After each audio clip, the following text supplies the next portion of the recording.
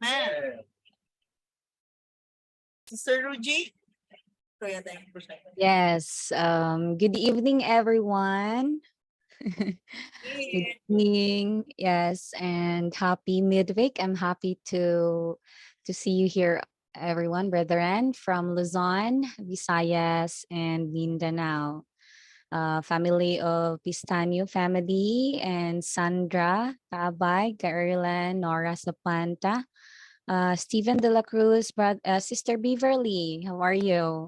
Sister Sarah, Sister Amelita Kaabay, Brother Adan, Sister Tintin. So I'm happy to see you here in our worship. So kung sino man ngayon ang meron may mga, we're pagod sa mga trabaho nila or not feeling well, right?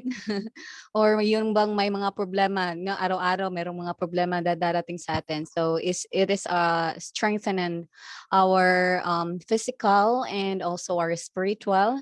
So we will ask the presence of God as we start this midweek worship. So meron lang akong babasahin dito. It is found in Romans 8:28. It says, "And we know that all things work together for good to them that love God, to them who are called according to His purpose."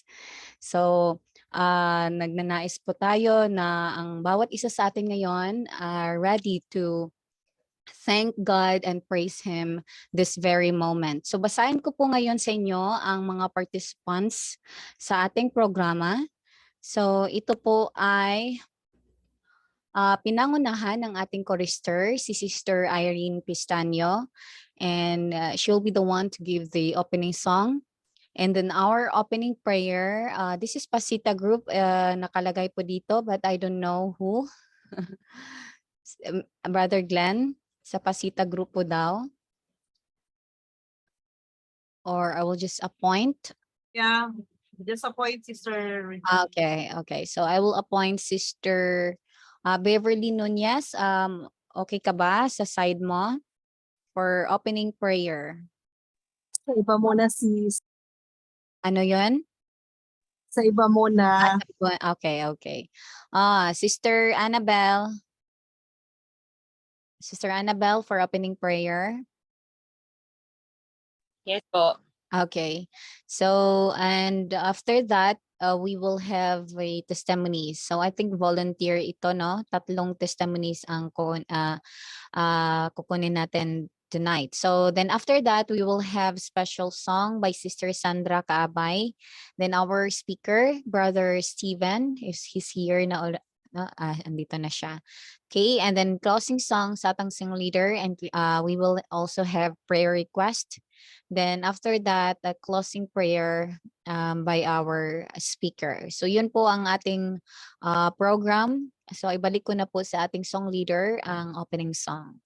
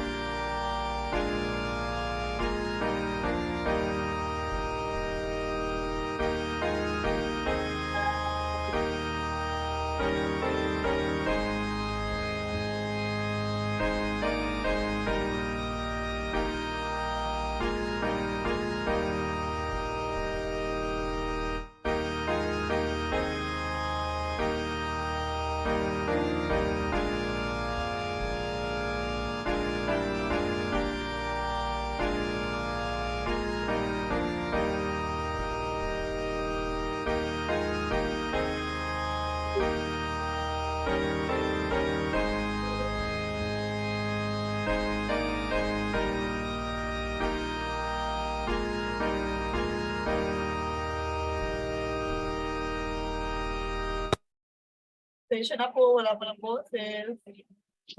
Ganun talaga sis yata pag sabay-sabay, kailangan isa lang kakanta. Ah, Okay, let's pray.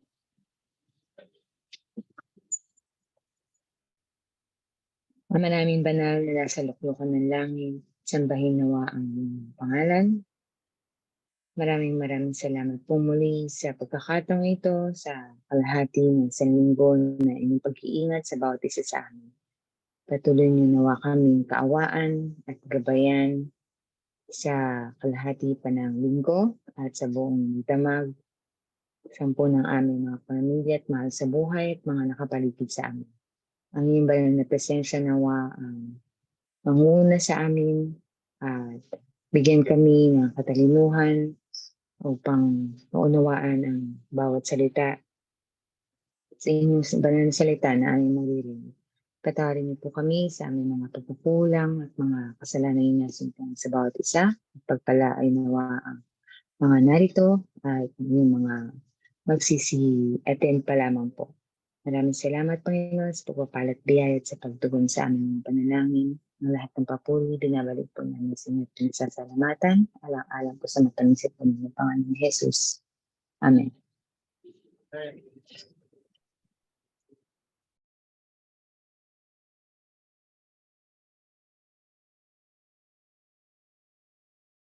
Hello. Okay. So, yes, and continue po tayo sa ating program.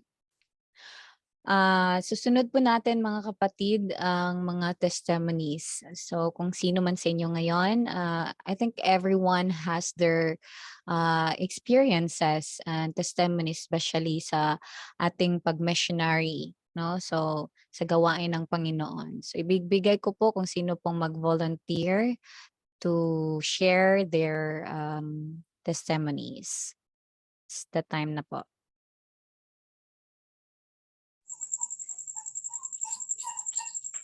Brother Steve, sis.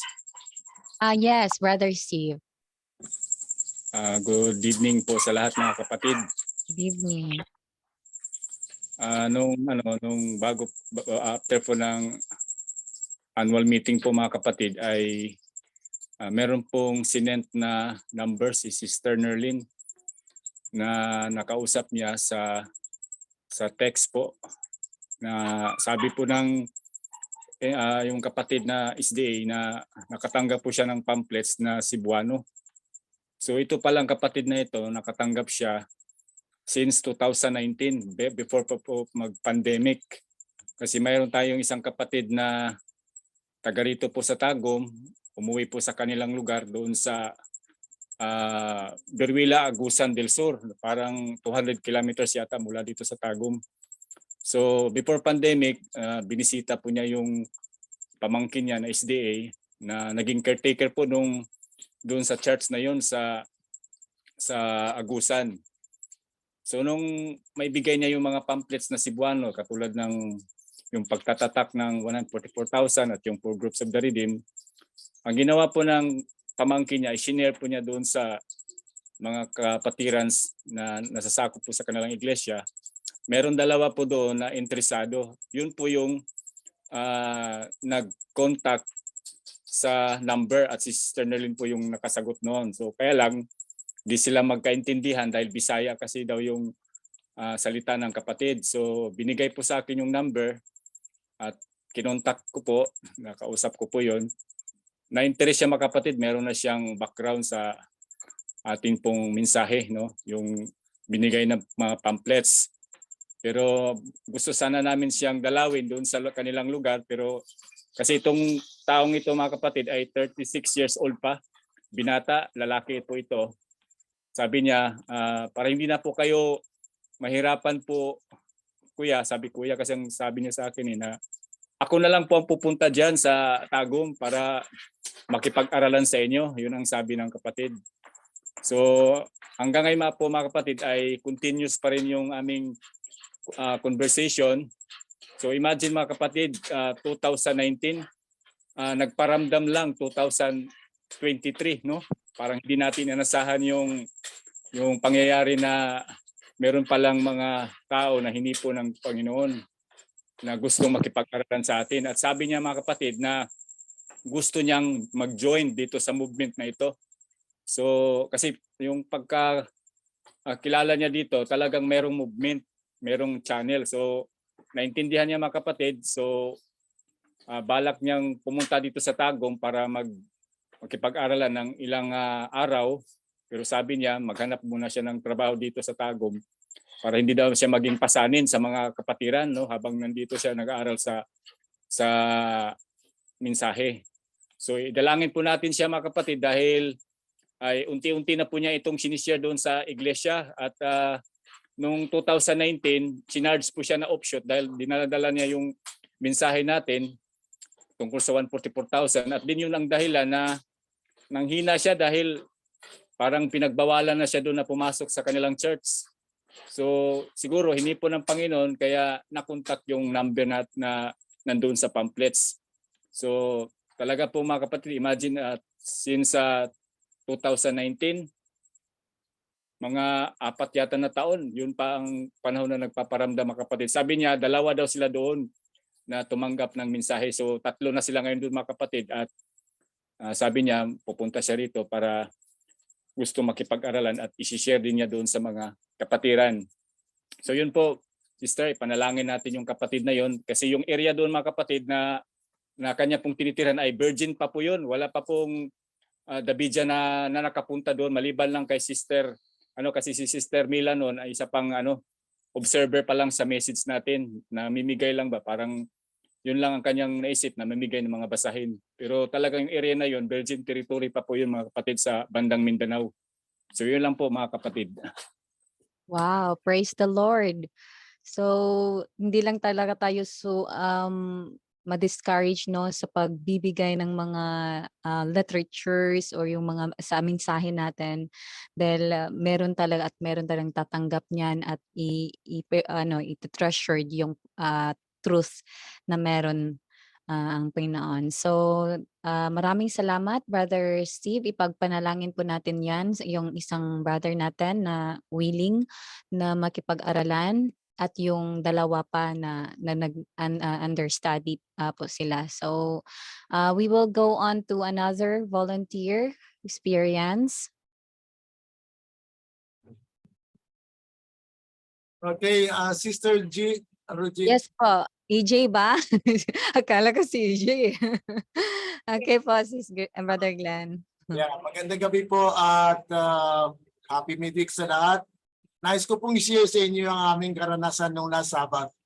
Last Sabbath po ay nagbisita kami sa isang Chaking Church dito sa Bangkok, sa Thailand, na actually nakamit kami ng mga taga-Hungary, taga-Pennsylvania, tapos Mga international ha.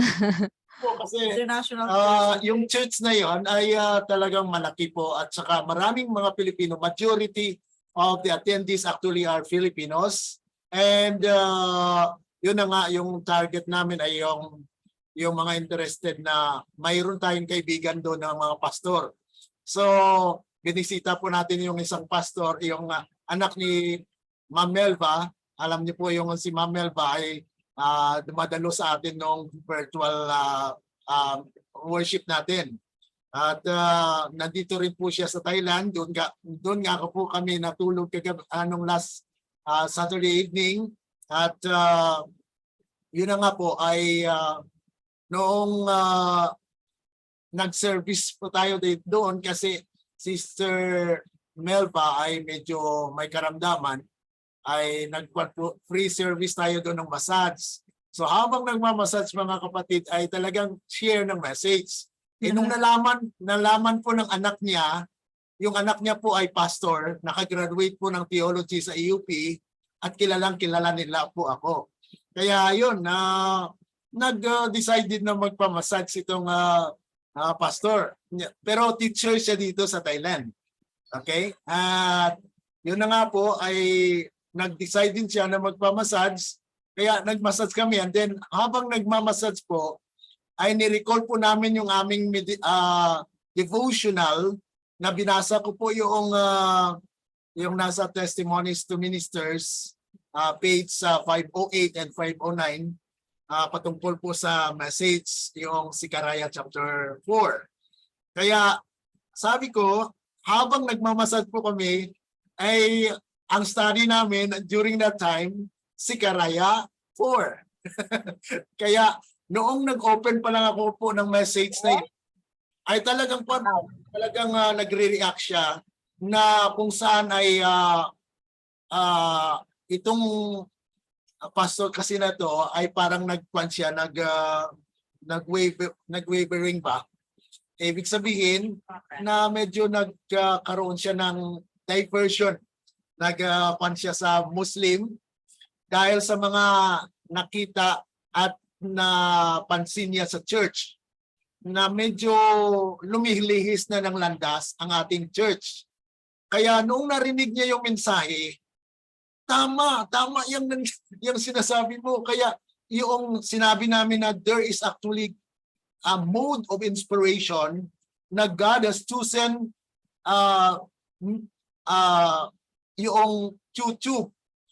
Doon namin identify namin at saka okay naman siya, wala siyang tutol doon sa message. At ipanalangin din po natin na patuloy po ng aming pagbisita doon.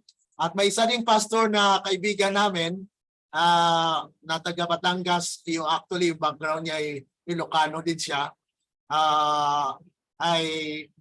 Pero teacher dito po sa Thailand.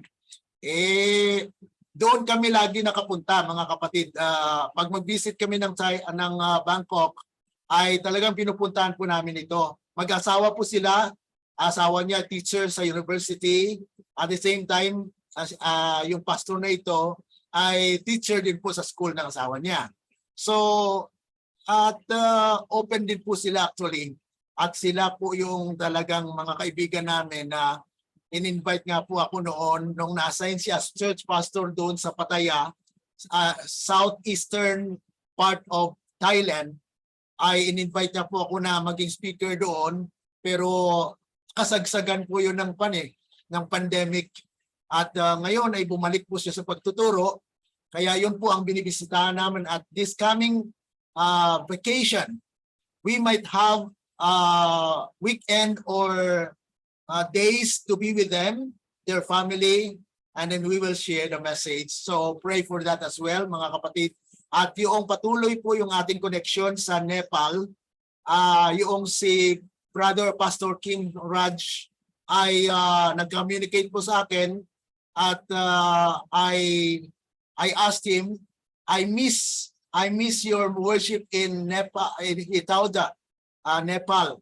At sinindan niya nga po ako ng link at tinanong ko po siya kung is this today na parang ini-invite nila ako as speaker tonight.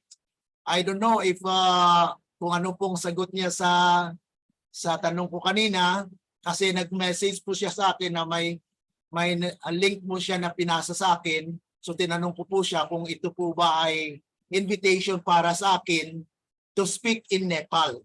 So kaibigan po natin yan na isa rin sa mga translator doon sa Nepal. So let's pray mga kapatid sa lumalawak po na gawain natin sa message na ito. Salamat po kapatid.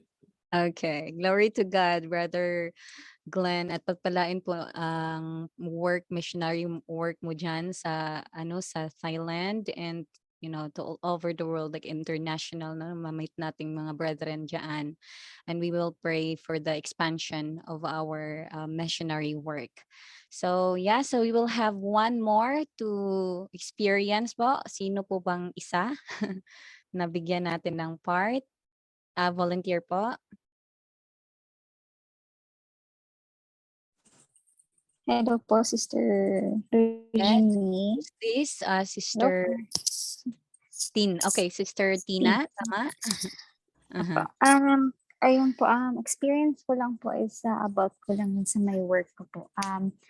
So, nagpapasalamat po ako sa Panginoon na nakakapagtrabaho po tayo sa institution po natin sa Adventist sa hospital. So, kagandahan lang po ay meron po akong mga pasyente na Adventist, tsaka may isang student ng caregiver yung on the spot nakapag-share tayo. No? So, na ano ko po yun na sa biyaya ng Panginoon nakapag-share tayo doon sa mga tao na about Ezekiel 9. So parang at first yung parang nagugulat sila. So ayun, so hopefully mabanaagan sila at makita nila yun as a blessing.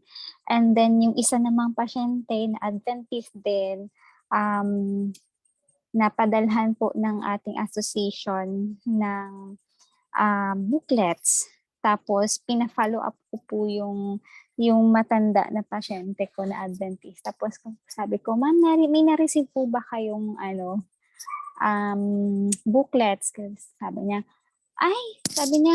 sa inyo ba yung galing? Sabi niya, kasi nung 1 week na yun doon sa sa bahay, binubuklat-buklat ko lang, basa-basa ko lang konti. Maganda naman, pero parang iba, sabi niya gano'n. Parang pang-offshoot, sabi niya gano'n sa akin. Sabi ko, ay ma'am, hindi pa sa atin talaga yun, ma'am. Bali yung, sabi ko sa kanya, yung reference po nun ay Spirit of Prophecy at the Bible. Sabi ko, Bible alone, sabi ko gano'n. Tapos, pero pwede niyo po yun yung mga reference, i-check po kung saan. Sabi ko, para mabasa po ninyo. Tapos, sabi ko, hindi po yung offshoot, ma'am. Upshoot po tayo. Sabi ko gano'n. So, oo. Na, ang ganda. Maganda naman. Akala ko kung kay sino galing eh. Sabi niya, kasi dadalhin ko na sana nung Sabado sa church, tsaka itatanong ko. Sabi niya gano'n. So, masaya po ako kasi nabilis yung pag-respond sa pag-send ng mga booklets. So, ang ginawa ng patient ko, tinawagan niya yung phone number ni Sister Nelia. Tapos sabi niya, actually tinatawagan ko, walang sumasagot. Sabi niya, ay baka po walang signal. So, ayun po. Pasalamat din talaga siya kasi mahilig din talaga siya sa pagbabasa. So, sana mamulat sila doon sa sa message na yon, tsaka mas kung interesado talaga sila, magre-respond po at kung sila ay tupa ng Panginoon. Yan po. Maraming salamat po sa inyo lahat. Amen. So praise God for that, no? So lalo na sa Luzon na palagi silang nagbibigay ng mga babasahin at sending of booklets to the brethren in church. So especially then Sister Tina, no, na andyan ka sa posisyon na you can have an influence to give the message to especially you're in an Adventist hospital. So that will be a good opportunity for you to share with those patients. So thank you so much. So I think this is the last experience we could hear. So we will now proceed to the special song before we can hear the message. So ang special song po natin, si Sister Sandra Kabay. Are you ready po? Yes po. Okay.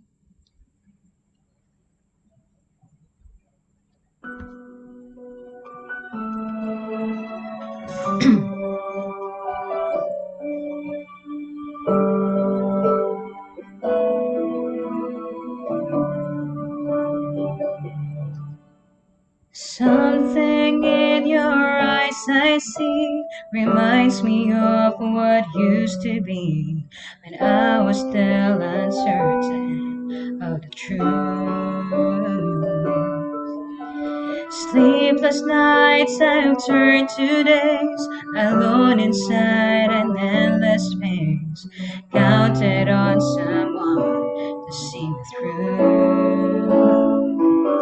And if there's one thing I know, you were never left alone, 'cause you can always call on Jesus' name. And if there's one thing I pray, is Jesus helps you find a way to make a change and listen to your heart. God will take away your pain if you'll choose to let it go. If there's one thing I know,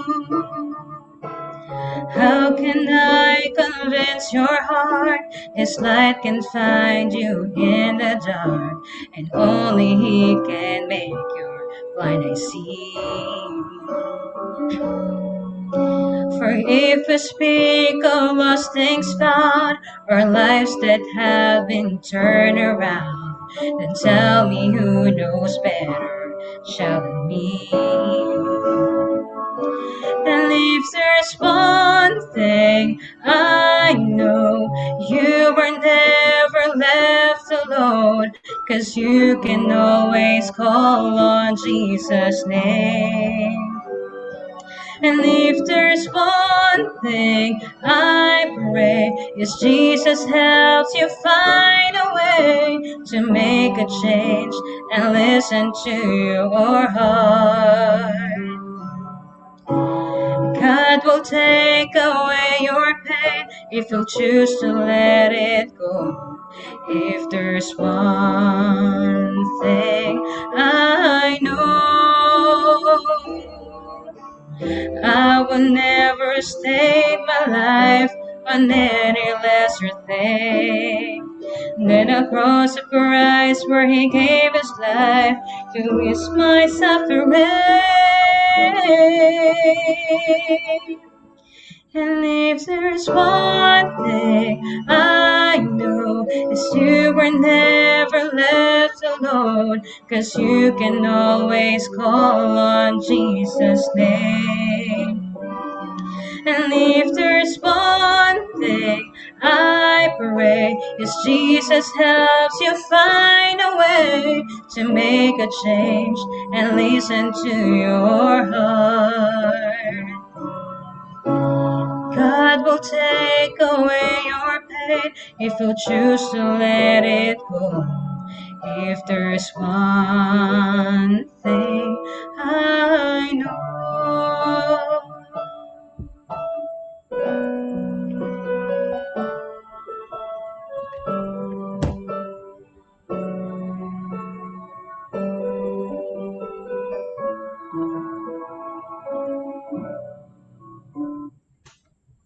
Amen. Amen. Praise So God. the word there, you will never left Amen. alone, because you can always call on Jesus' name. So praise the Lord for that. Thank you, sister. So we will now go on and we will have our message by brother Steven de la Cruz. Good evening sa lahat mga kapatid. Evening. Good evening. Good evening. Long time na hindi po tayo katagpo mga kapatid dahil po sa aking pong naramdaman nung nakaraang mga buwan. Kasi nung pauwi po kami galing sa Leyte po ay nagkaroon po ako ng problema sa aking kalusugan nung panahon na yun dahil kasi nung Friday mga kapatid, nilagnat po ako noon bago last na yung sabat natin doon sa Leyte, ay Biyernes po yun, nilagnat po ako tapos natulog po ako mga kapatid. Alam niyo po, hindi po ako nakadalo sa sabat po natin dahil nagising na lang po ako mga kapatid, mga sunset na po, mga bandang 8:00 na ng gabi. Wala po akong kain noon, hindi ko na na-feel yung gutom mga kapatid. Nung pagkagabi na po ay pumunta po ako doon sa banyo para magpunas ay may problema. Bigla na lang akong sumuka doon sa daan patungo po doon sa CR natin doon sa Kananga. So pagka umaga mga kapatid ay uminom po ako ng yung parang tsaa ba na bigla na lang akong nagsumuka kaya sabi ko sa sarili ko parang hindi talaga ako pwede maiwan dito kaya sumama na lang ako. Habang kami nagbibiyahe papunta sa Mindanao, nahirapan po ako mga kapatid dahil hindi po ako makainom ng tubig, hindi po rin ako makakain kasi isusuka ko man yung pagkain. So nahirapan po ako noon kaya sabi ko sa sarili ko, hintayin ko na lang na makatawid ito sa dagat papuntang yung Surigao doon sa Lipata. Ang problema mga kapatid, dahil pagdating doon sa Lipata, meron palang barko na nakadaong pa doon na walang laman, walang pang pasahero, nag-aantay pa sila. So kami ay nandoon pa sa laot, nag-aantay din na bago para mapuno yung isang barko doon, yung Roro ay simpre papalit yung isang barko. Pero sinabihan ni Brother Gani yung yung crew doon na merong emergency. Kaya yung barko na yun ay umikot tapos dumaong siya sa isang lugar na nalaman siguro na merong emergency, kaya doon mga kapatid nakadaong doon sa may port. So balak sana mag-request sila ng ambulance para pagdating doon sa malapit na ospital. So may nagturo na isang nurse na pasahero din mga kapatid. Sabi niya malapit lang diyan ang yung Caraga Regional Hospital. So dinala po ako doon mga kapatid. So yun po ay nilapatan po tayo ng gamot na dextrose po ako, pero mga isang gabi lang at isang araw lang yung mga kapatid, no? Pagka umagahan, kasi gabi po ako nadala doon, nakarating kami sa Caraga Regional Hospital ay mga bandang alas 9 na yata, alas 9 or alas 8. So yun po, nilagyan po ako ng dextrose, tapos mayroong nilagyan na parang gamot yata daw sa suka. Kaya pagka umaga, sa tulong ng Panginoon, nakakain na po ang inyong lingkod mga kapatid. Tsaka pagkabandang hapon, nilabas na ako mga kapatid dahil okay na daw sabi ng doktor.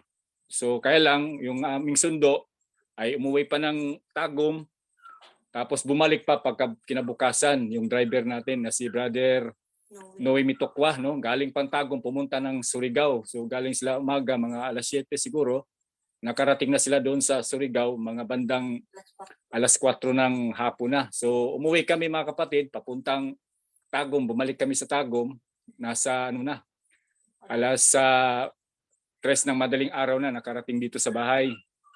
So yun po mga kapatid, yung karanasan ko po na hindi ko po malilimutan, no?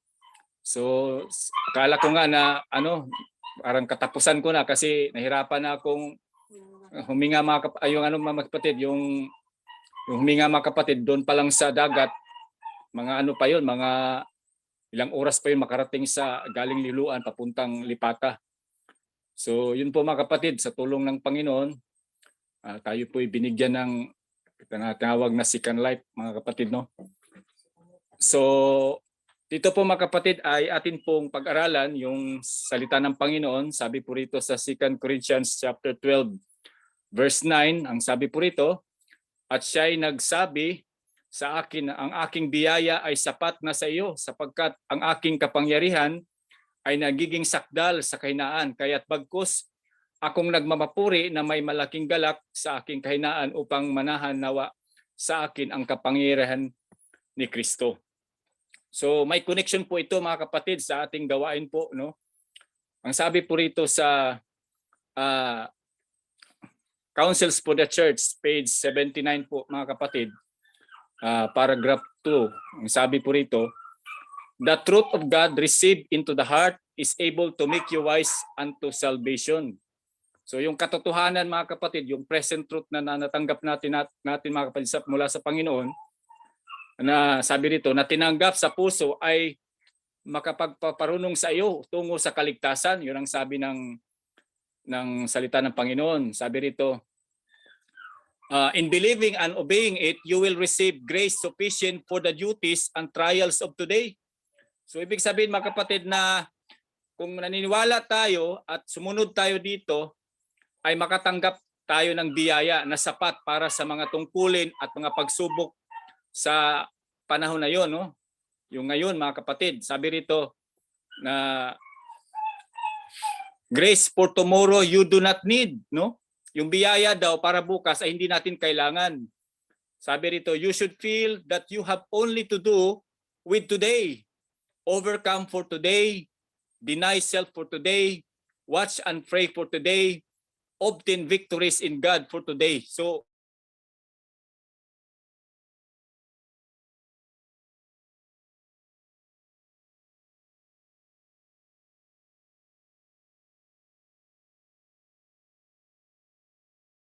Hello?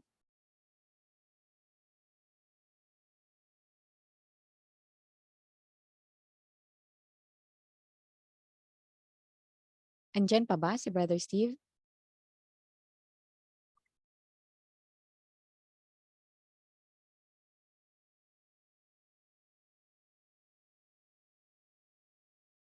Brother Steve? Wala yung sound niya.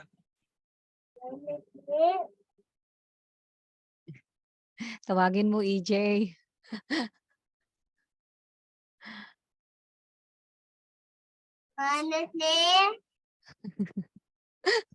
Ang cute ng tawag niya eh. Saan ba si Brother Steve? Nawala.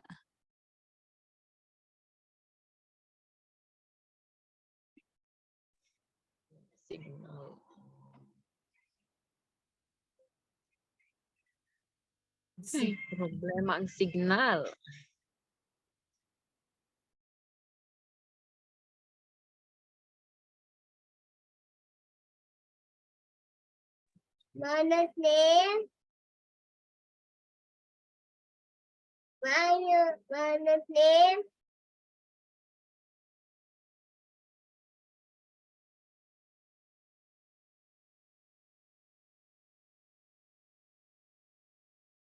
Nawala daw yung signal niya.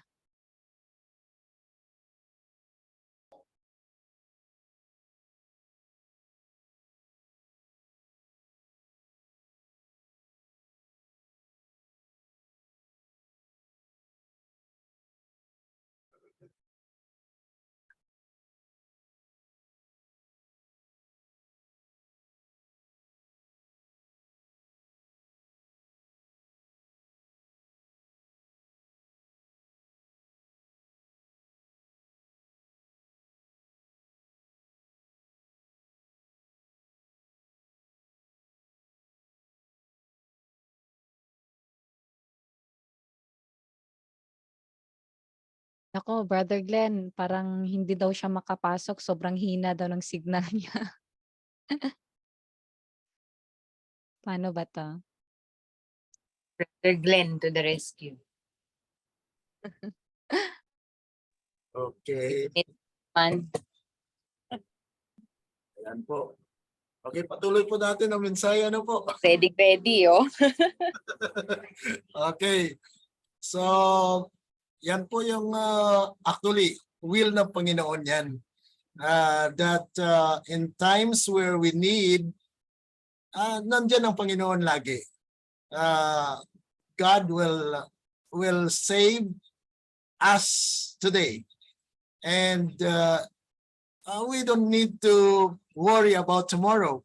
As sinabi nga kanina ni Brother Steve, na just for today. Sabi po rito sa Council for the Church, page 79, paragraph 4. Ang sabi po dyan, our work is to place our will on the side of God's will. Ano pong ibig sabihin yan, mga kapatid? So, I'd like to share this one para at least you can also read there. Okay?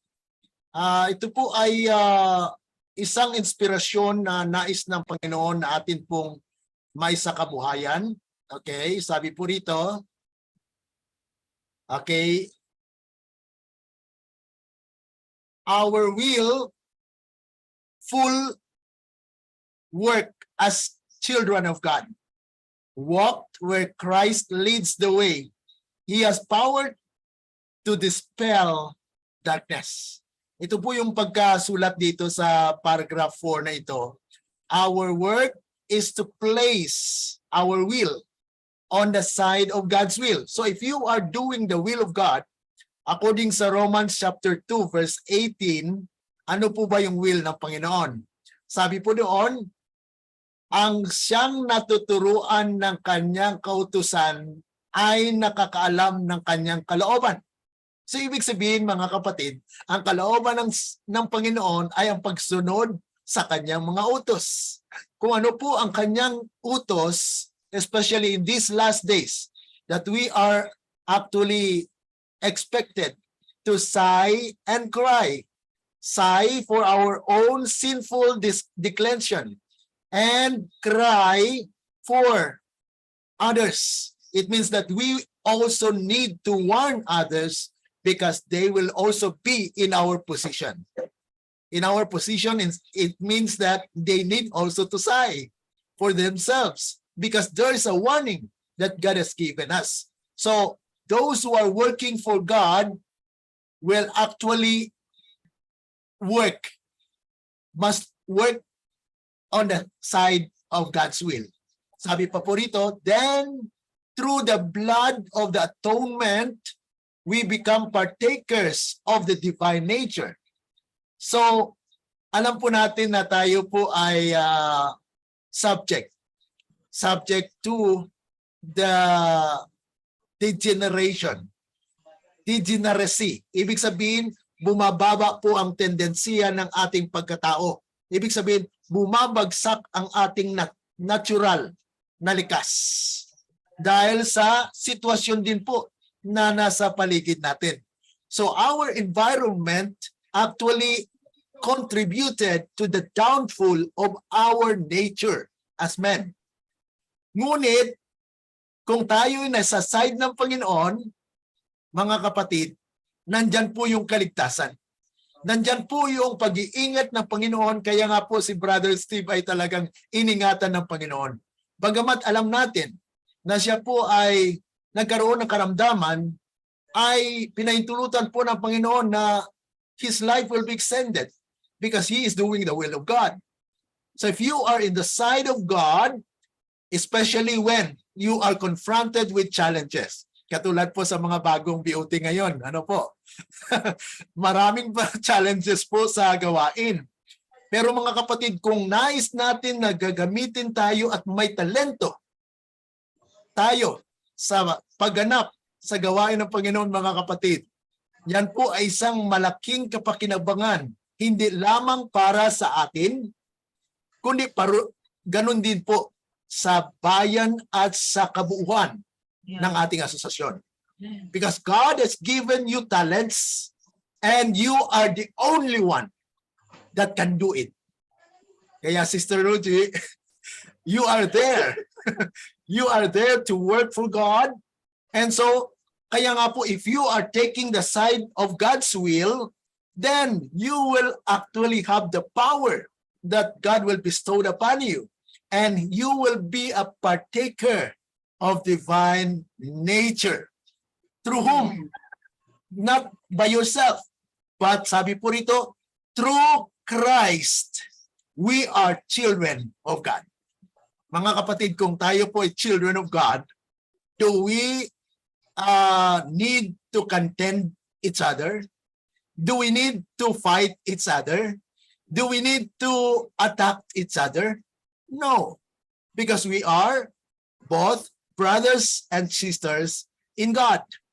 So, nandito po tayo upang magtulungan na kung saan ay kung nakita ng mga kapatiran ang pangangailangan, then their heart will be touched and they will support. But if it is not in the will of God, then God will impose or will actually what we call this, guide his people that this is not the will of God. So if you are doing the will of God, you must only be approving the things of God. Okay? Kaya sabi po rito, and we have the assurance that God loves us, even as He loved His Son. So kung atin po yung nakita na kung papaano po ang mga magulang magmahal sa kanilang mga anak, ay mas lalo po ang Panginoon. Dahil ang Diyos po ang siyang nagbigay ng buhay. Kaya nga po ang nais ng Panginoon natin pong malasap ang kanyang pagmamahal sa atin. Now, we need not forget that God loves us first. That's why He sent His only begotten Son. Kita niyo yung mga kapatid, na there was a decree that declares that even He is God, He declared that this is my son, where I will be sending to earth to save humanity.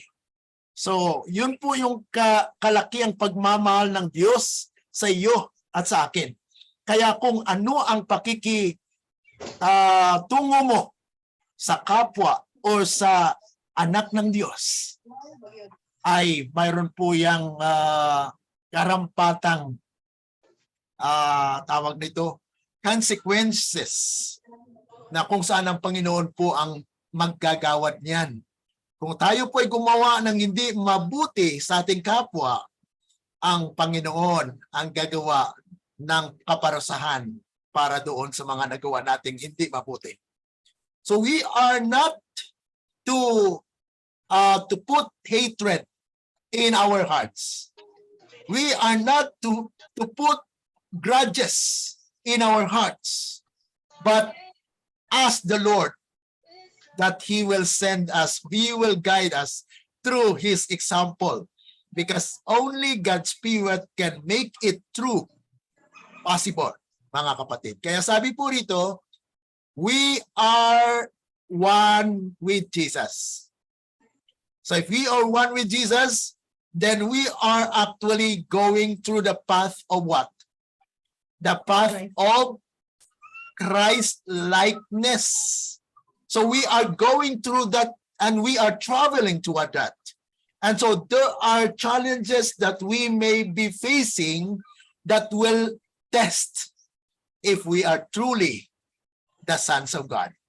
Okay? So may mga test po yan. Pero sa kabila ng mga test na yan, ayon sa 1 Corinthians chapter 10 verse 13, God allows temptations and trials that we are able to do because He made an escape in order for us to overcome the temptation. You see? So God provides the victory.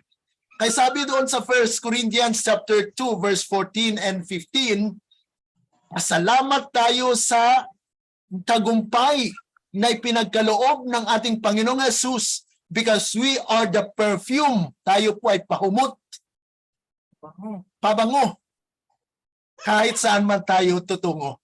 Yan po. Dahil ang perfume po na yan, hindi nagaling sa atin. May perfume po ba nang galing sa atin? Pag iamoy mo po yung kilikili mo, ibang perfume po yan. So, ang perfume na nais ng Panginoon ay mula sa Kanya. Na kung yan po ay mapapas atin, then yan po ay samyo para sa mga nangangaligtas at sa mga nangangawala. Dahil yung mga talagang hindi tunay na anak ng Diyos will reject the offer of God. Okay? So sabi po rito na kung saan ay we are one with Jesus, we walk where Christ leads the way. Ito po yung characteristic ng 144,000. They will walk whithersoever He goeth. Yan po yung sinasabi doon sa TM4 na kung saan ay sinabi po doon na the subject of God's kingdom is the 144,000. Those who are walking with Christ whithersoever He goeth.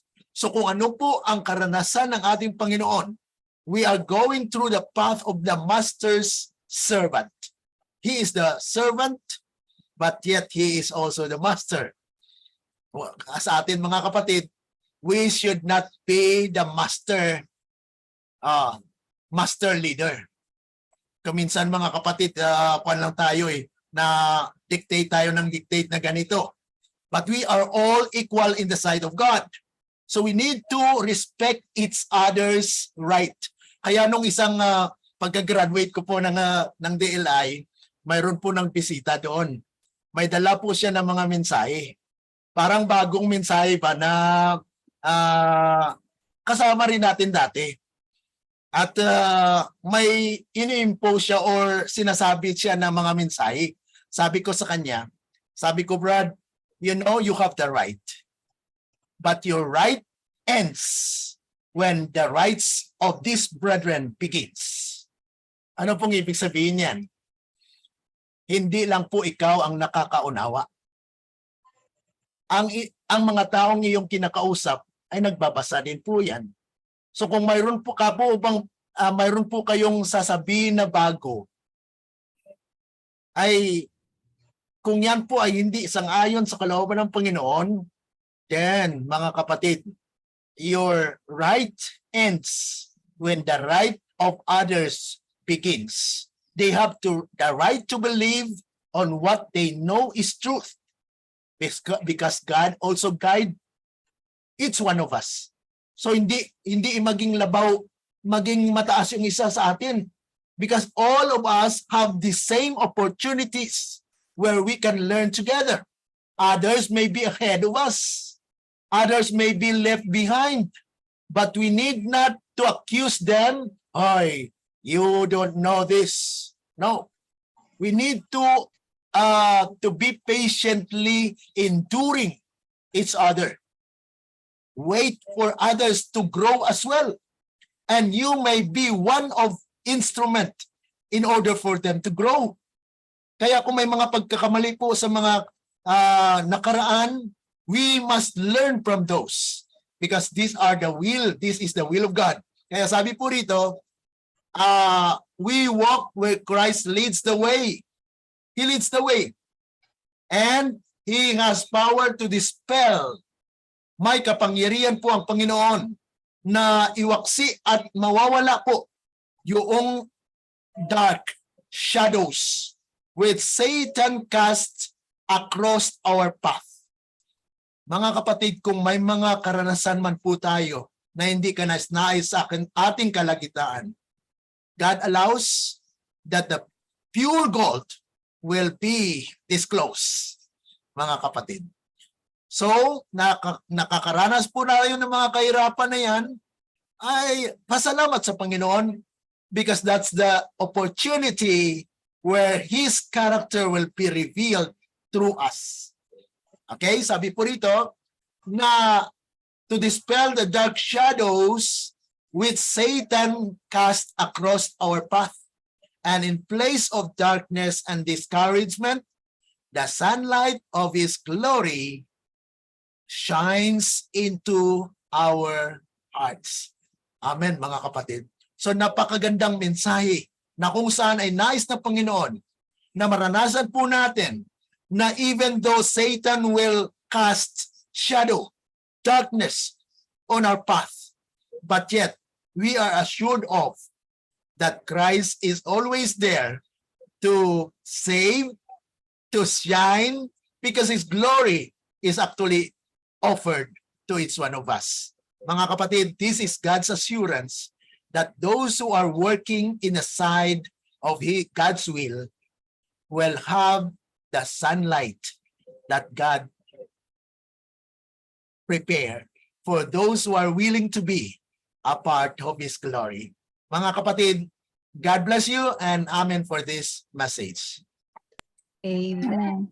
Amen. Amen. Lord, for that wonderful message. Glory to God. That is always lead the way, no? So in every steps of the way, and every steps in our lives, we should always, acknowledge God, right?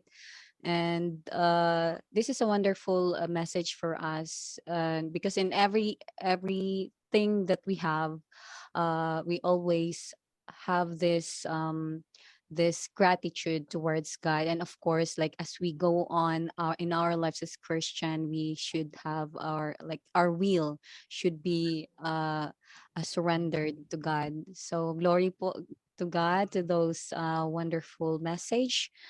And this time we will go on to our prayer request. Kung meron po kayong prayer request, meron po ba? You can also chat in the chat box. Kung meron kayong mga request po, meron po ba?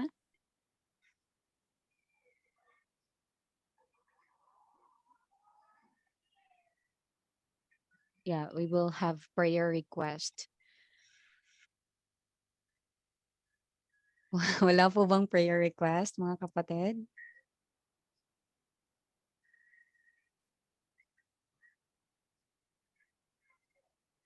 Pag-pray po natin, Okay.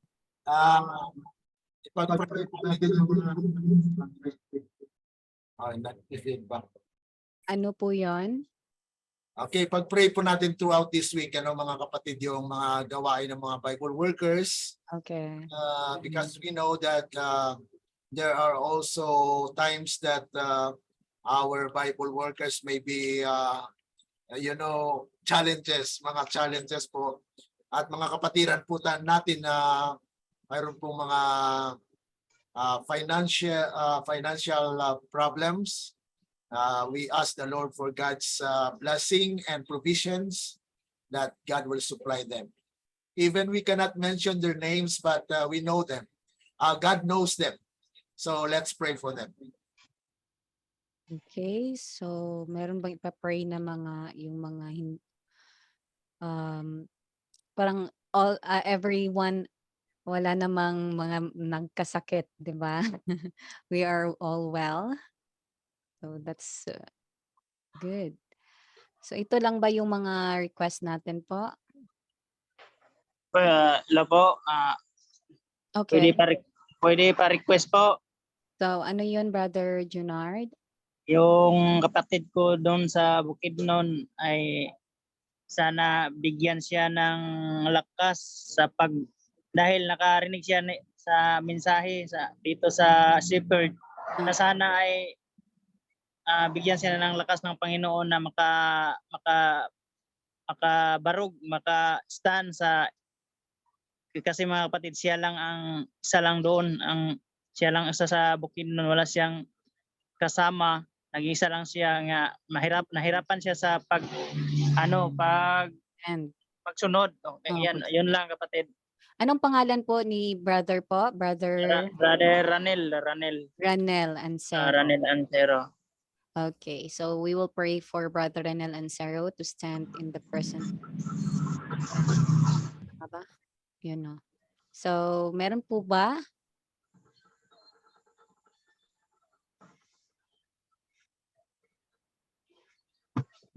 Meron pa po ba? Yes po. Yes, Brother Renato. May program ang students kami. Hindi po klaro. Pwede po ba? Hello?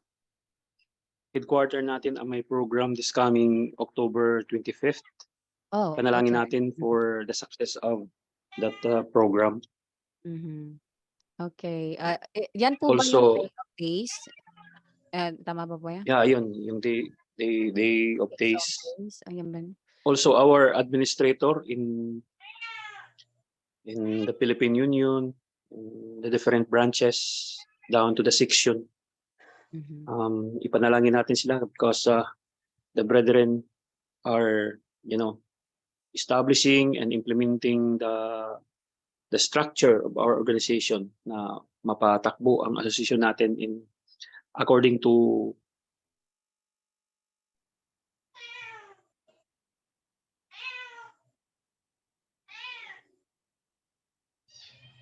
Hello? Nawala si Brother Renato?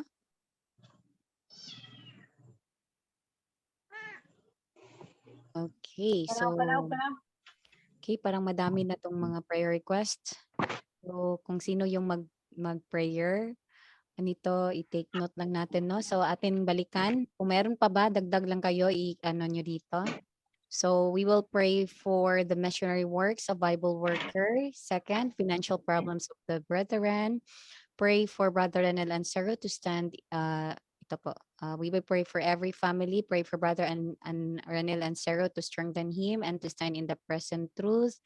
We will also pray na sino to? Sis Mary Ann na magka-pension. Na siya daw. Okay, so we will pray for her. And next is for every department function with the guidance of God.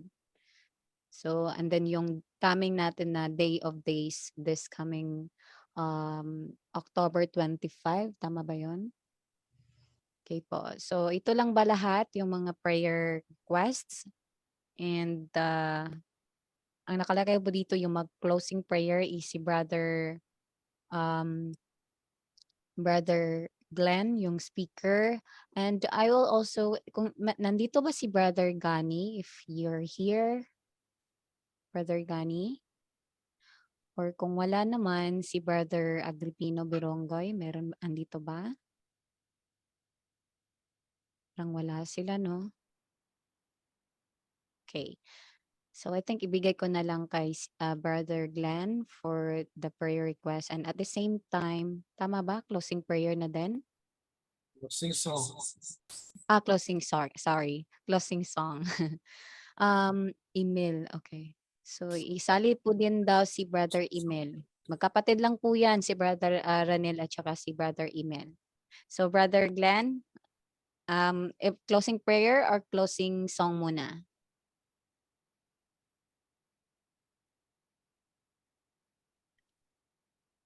Naka-mute po kayo, Brother Glenn. Hello. Brother Glenn, naka-mute.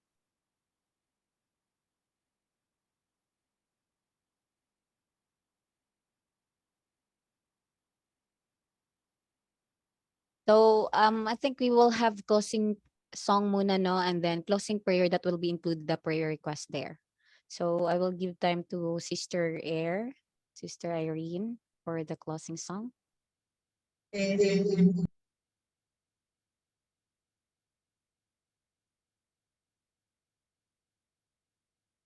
Hello. Sige, dito na lang po Sige. namin kasi tinatry namin kung ano bang dito sa isang laptop meeting. Pero sige, dito na lang. Kung wala sound mga kapatid, kailangan talaga po kayo kakanta, tayo kakanta. Kung wala sound ang Okay lang po yun, individual dito magkakanta. yes. Okay. Sige po, a sheltering in the time of storm for our closing song.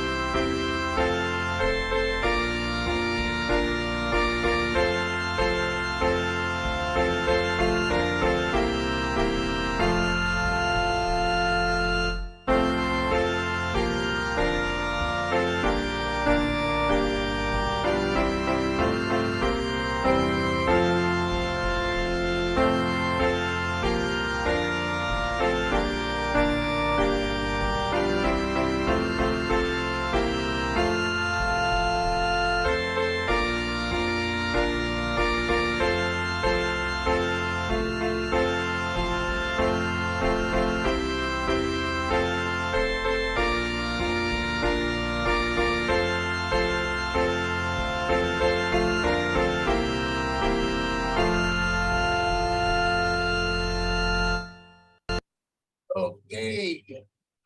Okay, let's kneel po mga kapatid. Tayo po ay manalangin. Sa inyo dakila at mabagin namin naman na nasa langit ka. Sa gabing ito, kami po ay lubos na nagpapasalamat dahil sa biyaya at karapatan na inyong pinagkaloob sa bawat isa sa amin. Na alam po ninyo, Panginoon, na kami po ay walang kakayanan kung wala kayo. Kaya nga po, kayo pinupuri sa lahat ng inyong pinamalas at binigyan kami ng lakas at buhay na aming tinatangkilik. Salamat, Panginoon, sa tinapay ng buhay na siyang nagbigay sa amin ng encouragement, ng pagpapasigla sa amin. Dahil minsan, Panginoon, sa aming mga karanasan, kami ay manghihina at manglulumo. Ngunit ganun pa man ay nandyan ang inyong banal na espiritu na siyang humihimok sa aming mga puso at isipan upang aming mapanagumpayan ang mga hamon sa buhay dahil sa inyong kapangyarihan, Panginoon. Salamat. Amin pong dinadalangin sa gabing ito, Panginoon. Ang ilan sa amin ay may mga problema pinansyal.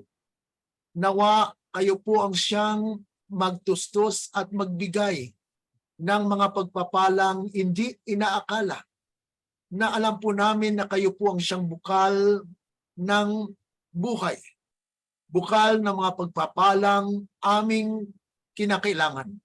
Kaya nga po alam po ninyo ang aming bawat isang pangangailangan.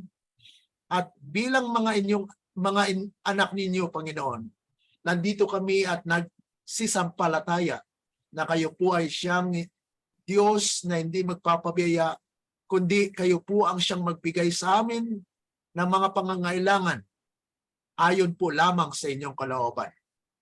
Ang ilan sa amin ay may mga karamdaman sa aming pamilya, kapitbahay, o sino man, Panginoon, na may kaugnayan sa amin. Nawa dumaloy ang kagalingan at maibsan ang kahirapan dahil sa resulta ito ng mga kasalanan na lumukob at namamayani sa lupang ito. Amin din pong dinadalangin. Ang ilan sa amin ay may spiritual na mga karamdaman.